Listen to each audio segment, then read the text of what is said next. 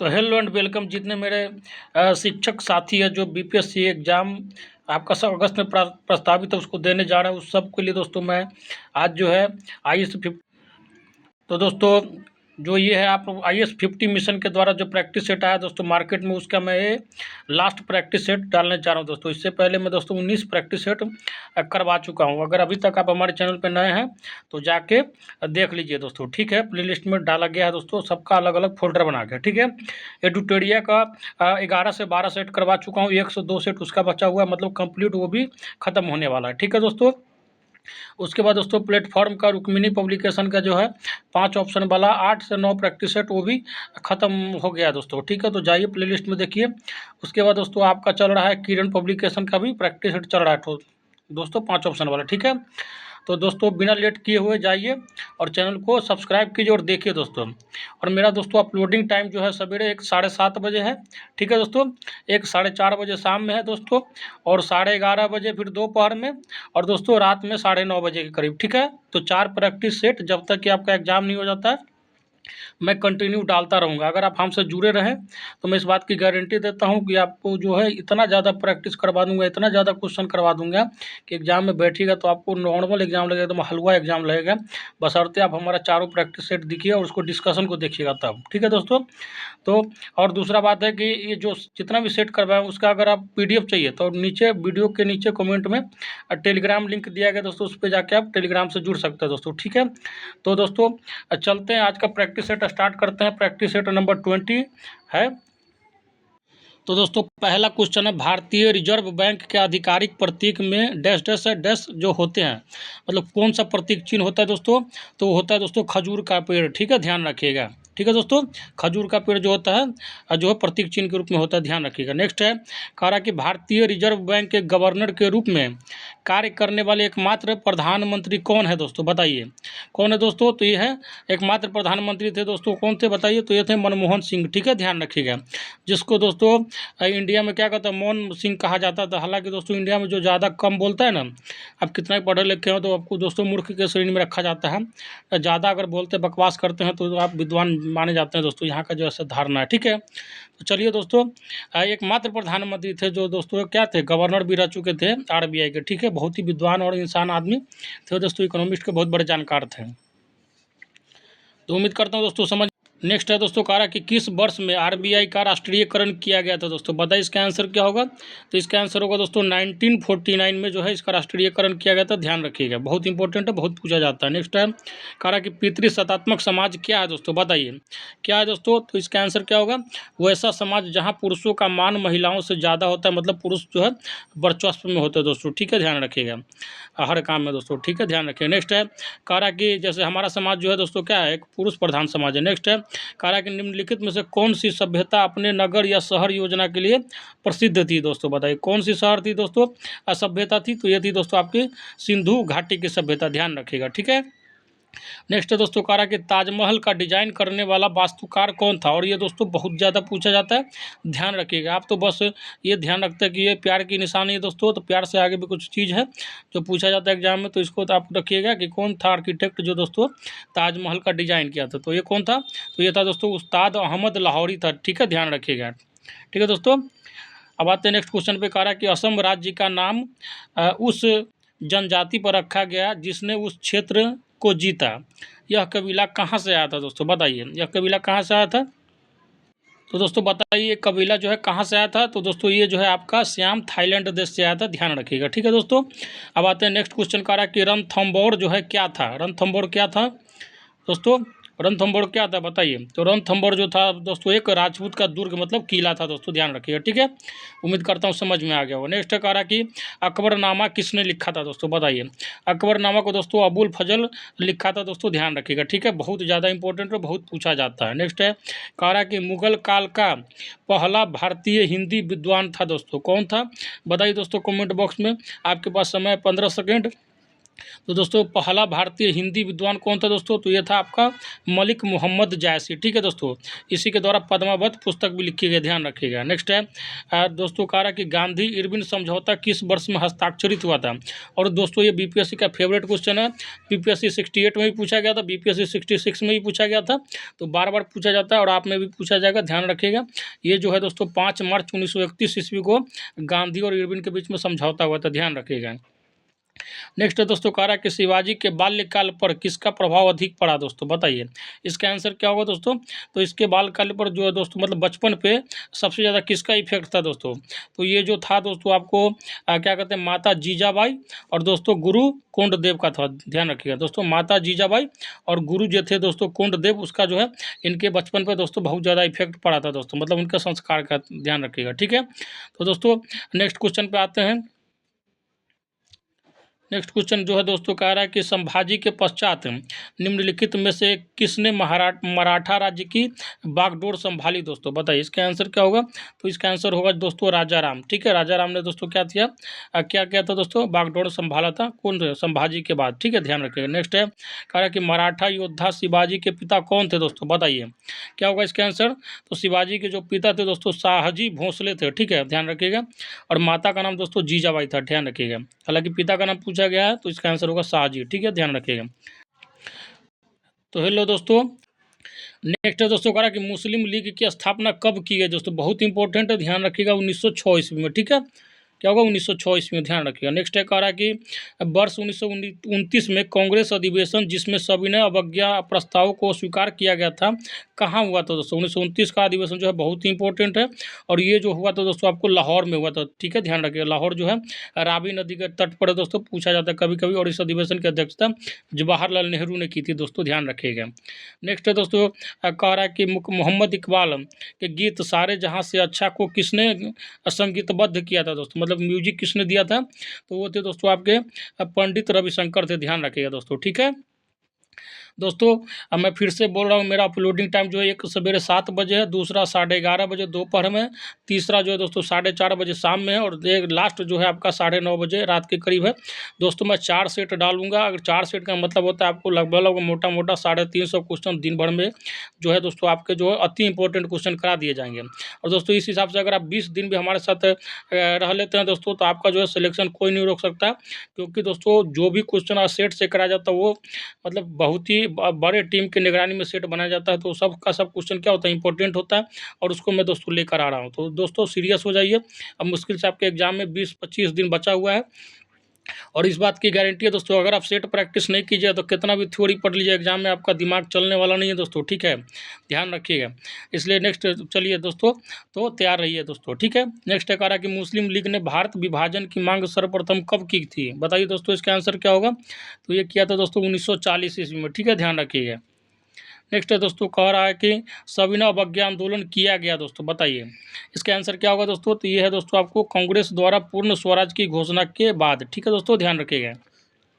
मतलब पूर्ण स्वराज की घोषणा कब की गई थी दोस्तों, 1929 में। ठीक है, उसके बाद अगले साल सविनय अवज्ञा आंदोलन की घोषणा की गई। नेक्स्ट है कह रहा कि पेशवा बाजीराव प्रथम इनमें से कौन सा इलाका नहीं जीत सका था दोस्तों, तो इसका आंसर होगा उड़ीसा को दोस्तों क्या किया था, वो नहीं जीत पाया था, ध्यान रखिएगा। ठीक है, नेक्स्ट है दोस्तों कह रहा कि निम्नलिखित में से कौन सी एक ग्रीन हाउस गैस नहीं है दोस्तों। जो हमारा प्रैक्टिस सेट देख रहे होंगे दोस्तों, उसको पता होगा कि मैं इस क्वेश्चन को कम से कम 25 बार बोल चुका हूँ, और ये दोस्तों 26वां बार है दोस्तों। सोचिए कि ये क्वेश्चन आप जब 25 बार 26 बार सुनिएगा इंपॉर्टेंट, तो आपका क्या होगा, दिमाग में बैठ जाएगा, और एग्जाम में दोस्तों गलती होने का संभावना कम होगा। तो इसीलिए बोला जाता है कि प्रैक्टिस सेट बनाइए। प्रैक्टिस सेट से क्या होता है दोस्तों, आपके अंदर एक अलग लेवल का कॉन्फिडेंस आ जाता है। तो दोस्तों कह रहा है कि कौन सा जो गैस है ग्रीन हाउस गैस नहीं है दोस्तों, तो इसमें कार्बन डाइऑक्साइड क्या है, ग्रीन हाउस गैस है। जलवाष्प भी दोस्तों क्या है, ग्रीन हाउस गैस है। नाइट्रस ऑक्साइड भी क्या है दोस्तों, ग्रीन हाउस गैस है। तो कौन सा ग्रीन हाउस गैस नहीं है, तो कार्बन मोनोऑक्साइड जो है दोस्तों आपका ग्रीन हाउस गैस नहीं है, ध्यान रखिएगा। ठीक है, और दोस्तों अगर मेथेन होता तो मेथेन भी कार्बन डाइऑक्साइड, सॉरी दोस्तों ग्रीन हाउस गैस ही होता, ध्यान रखिएगा। चलिए दोस्तों आगे बढ़ते हैं। कह रहा है कि निम्नलिखित में से किस वैज्ञानिक ने यह सिद्ध किया कि सूर्य के चारों ओर प्रत्येक नक्षत्र का मार्ग जो है दीर्घ वृत्ताकार है। दोस्तों बताइए इसका आंसर क्या। तो इसका आंसर हो जाएगा दोस्तों केपलर। ठीक है, ध्यान रखिए, केपलर ने बताया था दोस्तों इसके बारे में। नेक्स्ट है दोस्तों, कह रहा है कि धूमकेतु किसके चारों ओर चक्कर लगाते हैं। तो इसका आंसर हो जाएगा दोस्तों आपका सूर्य के चारों ओर चक्कर लगाते हैं, ध्यान रखिएगा। ठीक है, ऑप्शन नंबर सी। नेक्स्ट है दोस्तों, कह रहा है कि निम्नलिखित में से किस बायोम को विश्व की ब्रेड बास्केट कहा जाता है। दोस्तों बताइए, ये हो जाएगा दोस्तों आपका मध्य अक्षांश घास स्थल जो है दोस्तों उसको ब्रेड बास्केट कहा जाता है, ध्यान रखिएगा। नेक्स्ट है, कह रहा है कि लंबे स्टेपिल किस्म की कपास मुख्यतः निम्नलिखित में से किस देश में उगाई जाती है। दोस्तों तो इसका आंसर क्या होगा बताइए। तो याद रखिएगा इसका आंसर होगा मिस्र। ठीक है, मिस्र में ही दोस्तों सबसे विश्व की लंबी नदी बहती है मिस्र से होकर, वो कौन है, तो नील नदी है, ध्यान रखिएगा। नेक्स्ट है कह रहा कि चिपको नाड़ा पारिस्थितिकी अस्थायी अर्थव्यवस्था है किसने गढ़ा था। दोस्तों और इसी क्वेश्चन को ले लीजिए, मैं इस क्वेश्चन को कम से कम 10 बार करा चुका हूँ प्रैक्टिस सेट में, तो जो व्यक्ति देख रहे होंगे उनको दोस्तों ऐसे ही मुँह पर रटा होगा। तो इसका आंसर क्या होगा, तो इसका आंसर होगा दोस्तों सुंदरलाल बहुगुणा। ठीक है, और दोस्तों यह आंदोलन उत्तराखंड से शुरू हुआ था दोस्तों, ठीक है, पेड़ काटने के विरोध में। ठीक है, ध्यान रखिएगा। नेक्स्ट है, कह रहा है कि भारत में जंगली गधा वाइल्ड एस कहाँ पाया जाता है। दोस्तों बताइए कहाँ पाया जाता है। दोस्तों तो ये पाया जाता है आपके कच्छ के रण में। ठीक है दोस्तों, कच्छ का रण कहाँ है, गुजरात में। ठीक है दोस्तों, ध्यान रखिएगा। नेक्स्ट है दोस्तों, कह रहा है कि भारत में सबसे बड़ा बाघ अभ्यारण्य कहाँ है। दोस्तों बताइए दोस्तों कहाँ है, तो ये आपका दोस्तों जिम कॉर्बेट। ठीक है, ध्यान रखिएगा। जिम कॉर्बेट दोस्तों कहाँ पे बताइए, कहाँ पे दोस्तों, कमेंट बॉक्स में जरूर लिखिएगा। नेक्स्ट है दोस्तों, कह रहा है कि निम्नलिखित में से कौन सी किस्म गेहूं की HY भी नहीं है। दोस्तों बताइए इसका आंसर क्या होगा। दोस्तों तो ये होगा दोस्तों आपका रत्ना। रत्ना जो है दोस्तों गेहूं की HY भी किस्म नहीं है। दोस्तों ध्यान रखिएगा, HY भी का मतलब होता है दोस्तों हाई यील्ड वेराइटी। ठीक है दोस्तों, ध्यान रखिएगा। नेक्स्ट है, कह रहा कि भारतीय कृषि में जुलाई से अक्टूबर नवंबर तक की अवधि को कहते हैं। दोस्तों मतलब गर्मी के समय में जो सीजन जो है दोस्तों जो रुपाई होता है उसको क्या बोलते हैं। दोस्तों बताइए, तो ये हो जाएगा दोस्तों आपका खरीफ का मौसम। ठीक है दोस्तों, मतलब ये हो गया धान के वगैरह उपजाने वगैरह का समय। ठीक है, ध्यान रखिएगा। नेक्स्ट दोस्तों, कह रहा है कि हरित क्रांति जो किस वर्ष में आरंभ हुई थी। दोस्तों अब बहुत इंपॉर्टेंट है दोस्तों, इसको रट लीजिएगा। हरित क्रांति जो है दोस्तों 1960 में आरंभ हुई थी। ठीक है दोस्तों, और भारत में जो है दोस्तों हरित क्रांति का जनक एक तरह से स्वामीनाथन को माना जाता है, ध्यान रखिएगा। ठीक है, अब आते हैं दोस्तों नेक्स्ट क्वेश्चन पे। नेक्स्ट है दोस्तों, कह रहा कि निम्नलिखित में से कौन सा भारतीय कृषि में निम्न उत्पादकता का कारण नहीं है। दोस्तों बताइए इसका आंसर क्या होगा। दोस्तों जल्दी से कमेंट बॉक्स में दोस्तों क्या होगा इसका आंसर। तो इसका आंसर होगा दोस्तों आपका, कह रहा है कि सहकारी खेती जो है दोस्तों निम्न उत्पादकता का कारण नहीं है। दोस्तों मतलब सहकारी खेती का मतलब होता है दोस्तों एक ही साथ 2-3 फसल को उपजाना, समझिए ना। अब आते हैं नेक्स्ट, कह रहा है कि निम्नलिखित में से कौन सा घटक हरित क्रांति लाने वाली कृषि नीति का अंग नहीं रहा। दोस्तों बताइए इसका आंसर क्या होगा। आपके पास है 15 सेकेंड का समय, तो इसका आंसर हो जाएगा दोस्तों निर्धारित अधिकतम मूल्य। ठीक है, ध्यान रखिएगा। नेक्स्ट है, कह रहा है कि हरित क्रांति सबसे अधिक सफल रही। दोस्तों किन किन राज्यों में रही बताइए दोस्तों कमेंट बॉक्स में। तो ये दोस्तों सबसे ज़्यादा सफल रही थी पंजाब में, हरियाणा में और उत्तर प्रदेश में। ठीक है दोस्तों, ध्यान रखिएगा। नेक्स्ट है दोस्तों, कह रहा है कि रेड क्लिफ लाइन जो है निम्नलिखित में से किन दो देशों के बीच की सीमा रेखा है। और इसी क्वेश्चन को ले लीजिए दोस्तों, जो प्रैक्टिस सेट मारेंगे उसको 10 बार मैं करवा चुका हूँ। तो रेड क्लिफ लाइन जो है दोस्तों आपके भारत और पाकिस्तान के बीच की है। दोस्तों ध्यान रखिएगा। बात आता है भारत और चीन के बीच, तो यह दोस्तों मैक मोहन रेखा, ध्यान रखिएगा। नेक्स्ट है कह रहा है कि मूल्य सिद्धांत को अन्य किस नाम से जाना जाता है बताइए दोस्तों। तो इसका आंसर हो जाएगा दोस्तों वशिष्ठ, सॉरी दोस्तों व्यष्टि अर्थशास्त्र के नाम से जाना जाता है। ठीक है, मूल्य सिद्धांत को। नेक्स्ट है, कह रहा है कि आंतरिक लेन देन इनसाइडर ट्रेडिंग किससे संबंधित है। दोस्तों बताइए इसका आंसर क्या होगा। तो इसका आंसर होगा दोस्तों शेयर बाजार। ठीक है दोस्तों, ध्यान रखिएगा। नेक्स्ट है, कह रहा है कि आय बढ़ने के साथ वस्तुओं की मांग बढ़ती है, तो उस वस्तु को कहा जाता है। दोस्तों बताइए क्या कहा जाता है। तो उसको कहा जाता है दोस्तों उच्चतर वस्तु। ठीक है, ध्यान रखिएगा। ऑप्शन नंबर ए हो जाएगा आंसर। ठीक है, ध्यान रखिएगा दोस्तों। नेक्स्ट है दोस्तों, कह रहा है कि भारत में किस कारण कृषि की उपलब्धि अपने अधिकतम स्तर तक नहीं पहुंच पाई। दोस्तों बताइए इसका आंसर क्या होगा। तो दोस्तों इसका आंसर हो जाएगा छोटी जोते के कारण। ठीक है दोस्तों, ध्यान रखिएगा। मतलब क्या होता है दोस्तों, खेती जो होता है छोटा छोटा होता है दोस्तों। एक जगह अगर सारा खेत हो तो क्या होता है इरिगेशन से लेके कटाई बुआई सब में फ़ायदा होता है। लेकिन खासकर दोस्तों आप नॉर्थ बेल्ट में आइएगा, पंजाब हरियाणा को छोड़ के, तो किसानों के पास छोटा छोटा खेत होता है, जिससे दोस्तों उसको बहुत ही मतलब मेहनत ज़्यादा लगता है और कमाई कम होता है, ध्यान रखिएगा। नेक्स्ट है, कह रहा है कि इनमें से कौन सा उत्पादन का कारक नहीं है दोस्तों। तो दोस्तों उसका आंसर क्या होगा बताइए। तो उसका आंसर क्या होगा दोस्तों, बताइए। तो इसका आंसर होगा दोस्तों बैंकों का ऋण। ठीक है दोस्तों, ध्यान रखिएगा। नेक्स्ट है दोस्तों, कह रहा कि व्यक्तिगत प्रत्यक्ष करों के भुगतान के पश्चात लोगों के पास बची आय को क्या कहा जाता है दोस्तों, बताइए कमेंट बॉक्स में इसका आंसर क्या होगा। तो इसका आंसर हो जाएगा दोस्तों प्रयोज्य आय। ठीक है, ध्यान रखिएगा। नेक्स्ट है दोस्तों, कह रहा है कि अगर किसी राज्य की विधानसभा में किसी पार्टी को पूर्ण बहुमत प्राप्त नहीं है तो राज्यपाल किसके द्वारा कार्य करेगा दोस्तों, बताइए इसका आंसर क्या होगा। 15 सेकंड है आपके पास।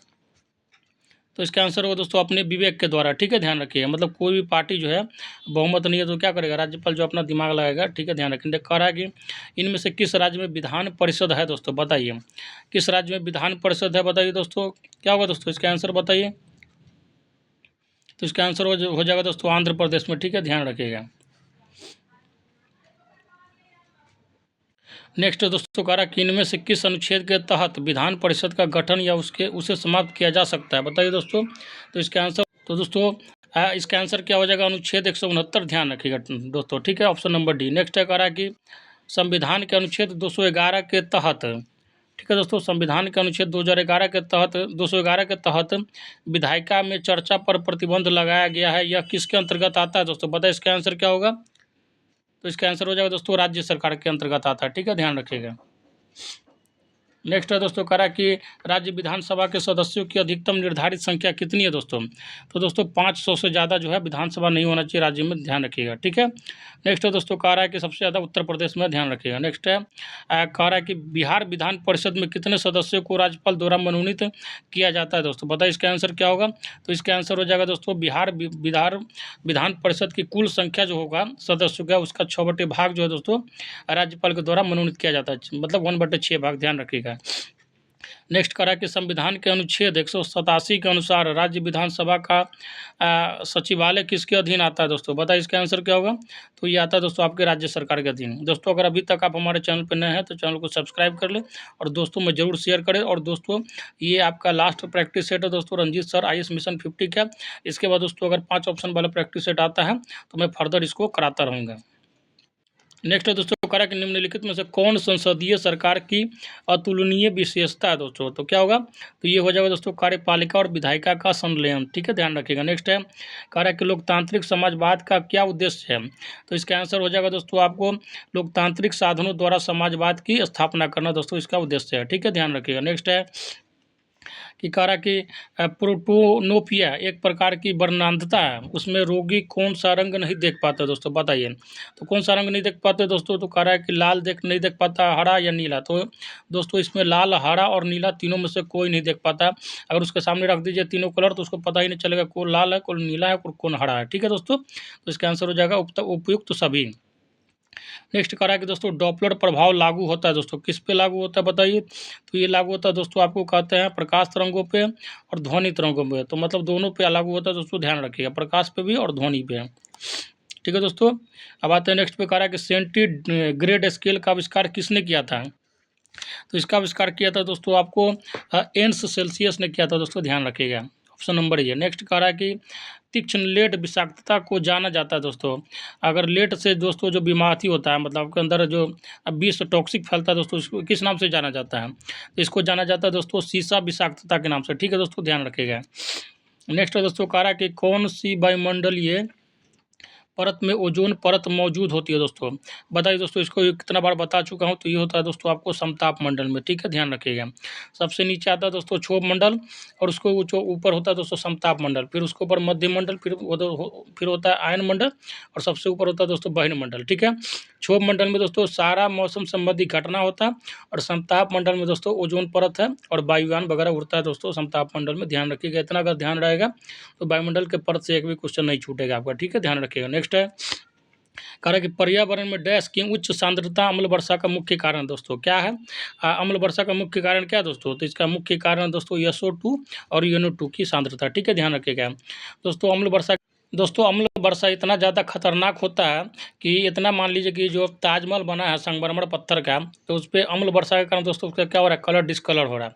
तो सोचिए अगर अम्ल वर्षा का सांद्रता बढ़ जाएगा, अगर दोस्तों उस तरह का वर्षा होने लगेगा तो अनाज पे क्या इफेक्ट पड़ेगा, तो सारा का सारा धरती जो होगा बंजर हो जाएगा दोस्तों। ठीक है, तो इसलिए हमको SO2 और NO2 की सांद्रता बढ़ने से क्या है वातावरण बचाना चाहिए दोस्तों, ध्यान रखिएगा।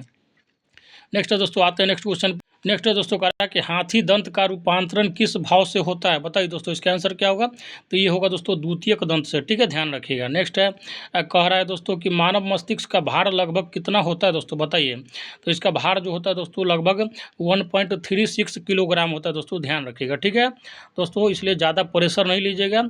और 1.5 किलो के खोपड़ी से मतलब 1.5 किलो का भी खोपड़ी नहीं है दोस्तों। नेक्स्ट है दोस्तों, कह रहा है कि आयस्टर किस संघ से संबंधित है दोस्तों, बताइए इसका आंसर क्या होगा। तो ये होगा दोस्तों आपको मोलस्का के, ठीक है दोस्तों, ध्यान रखिएगा।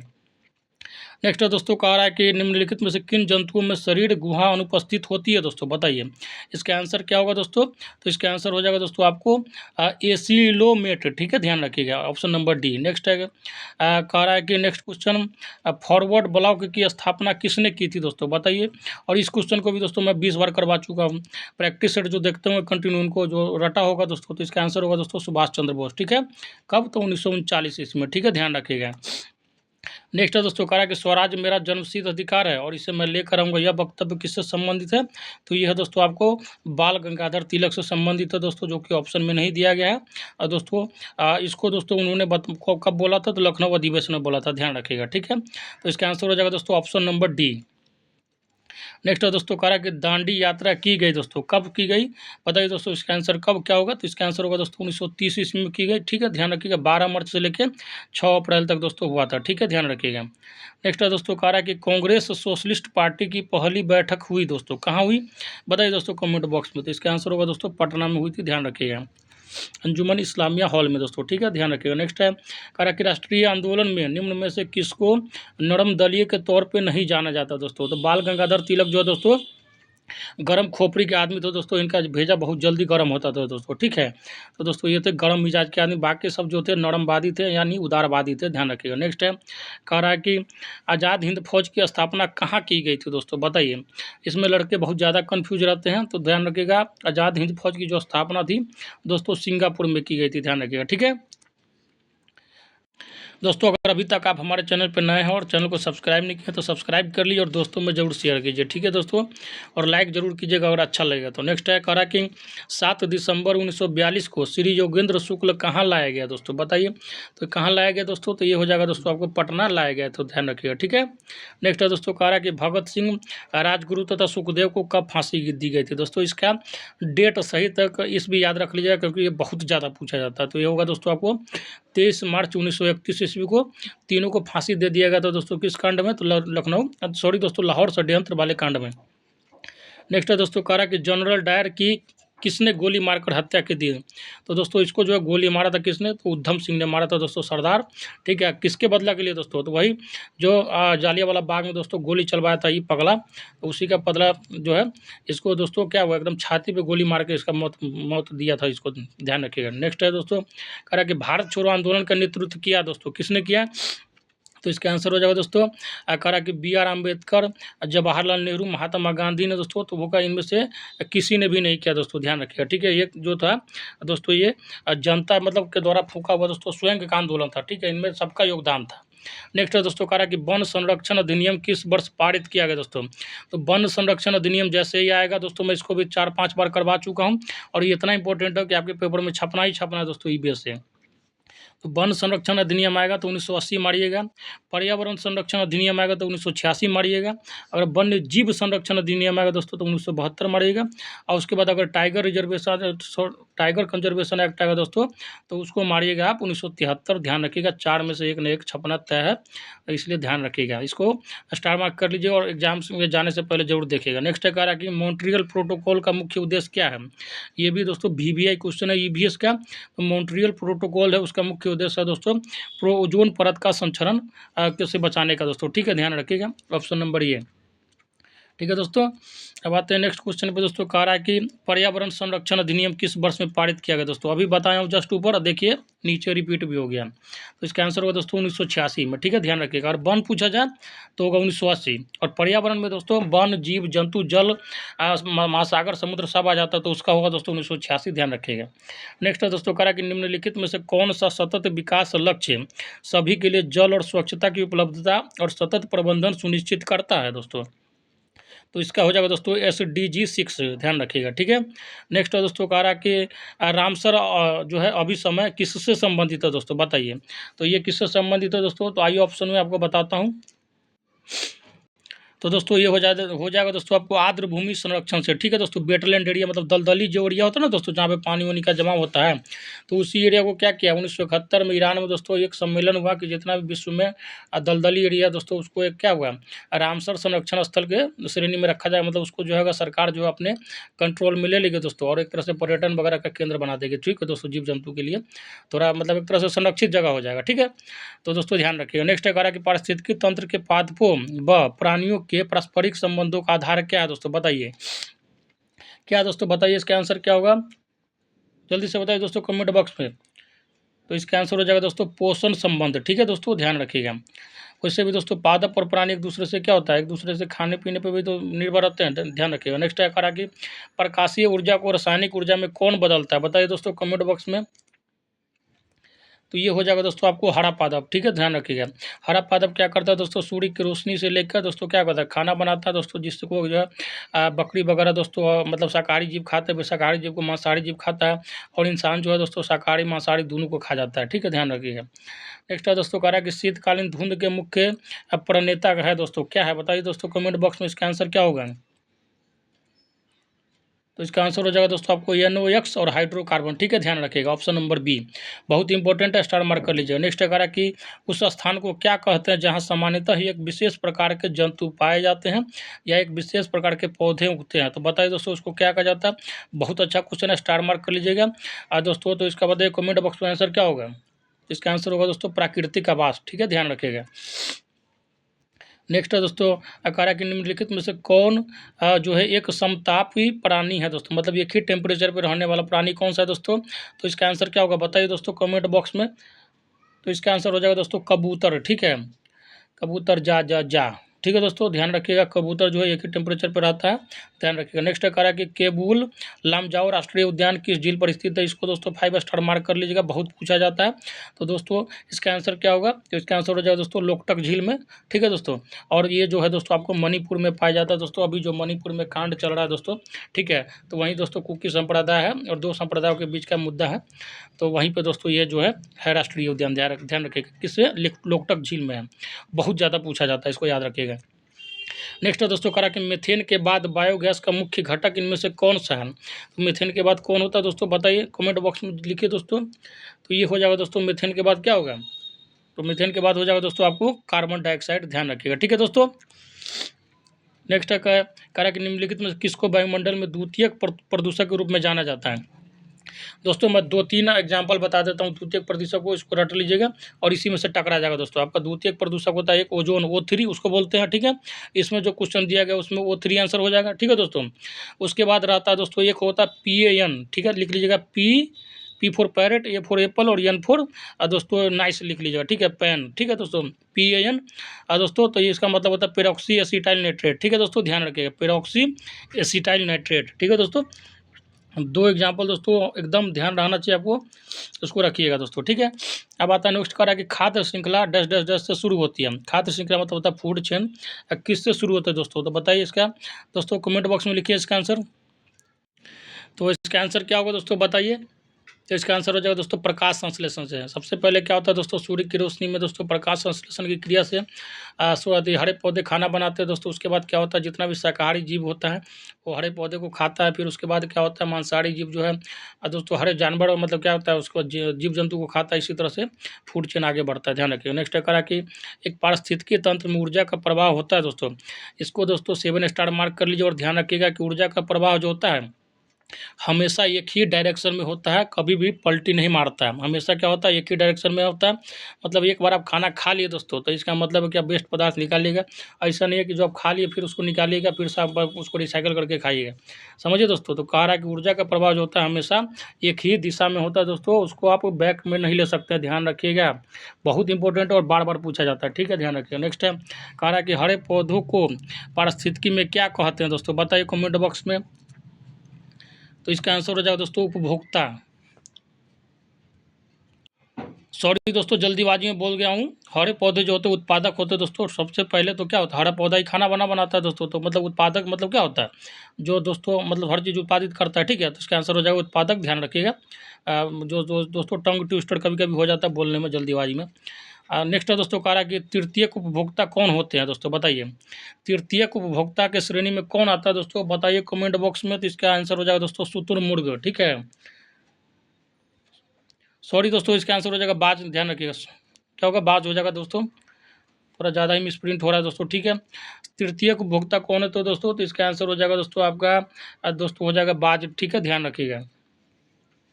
नेक्स्ट है दोस्तों, कह रहा है कि प्रकृति का सफाई कर्मी किसे कहा जाता है, बताइए दोस्तों। तो ये कहा जाता है दोस्तों गिद्ध को, ठीक है। जितना भी वेस्ट पदार्थ होता है दोस्तों, मरा हुआ सड़ा हुआ जो जो होता है, क्या होता है मांस वगैरह, उसको दोस्तों गिद्ध क्या होता है, खा जाता है, ध्यान रखिएगा। नेक्स्ट है, कह रहा है कि बैक्टीरिया जो है किस श्रेणी में सम्मिलित है। तो बैक्टीरिया जो है दोस्तों आपके अपघटक के श्रेणी में सम्मिलित है दोस्तों। इसको दोस्तों कंज्यूमर भी बोला जाता है, ठीक है, ध्यान रखिएगा। नेक्स्ट है दोस्तों, कह रहा है कि पारिस्थितिकी तंत्र में विभिन्न रासायनिक तत्वों का प्रवाह कैसे होता है। मैं फिर से बता रहा हूँ दोस्तों कि आप इसको रट लीजिएगा दोस्तों। क्या होगा, पारिस्थितिकी तंत्र में विभिन्न रासायनिक तत्वों का प्रवाह कैसे होता है। तो दोस्तों इसका आंसर क्या होगा, चक्रीय प्रवाह होगा दोस्तों, ध्यान रखिएगा। पारिस्थितिकी तंत्र में विभिन्न रासायनिक तत्वों का प्रवाह कैसे होता है दोस्तों, तो चक्रीय होता है दोस्तों, ध्यान रखिएगा। क्या होता है, चक्रीय होता है, ठीक है। रासायनिक तत्वों का प्रवाह चक्रीय होता है, लेकिन ऊर्जा पूछा जाए तो दोस्तों एक ही दिशा में होता है, ध्यान रखिएगा। तो दोस्तों ये रहा आज आपका लास्ट जो है सेशन था दोस्तों। आइस 50 मिशन रंजीत सर के द्वारा जो प्रैक्टिस सेट था 20 प्रैक्टिस सेट था दोस्तों, इसको मैं करवा चुका हूँ। और बहुत ही जल्दी दोस्तों 5 ऑप्शन वाला प्रैक्टिस सेट भी रंजीत सर के द्वारा जैसे ही आएगा मैं उसको स्टार्ट कर दूंगा, ठीक है दोस्तों।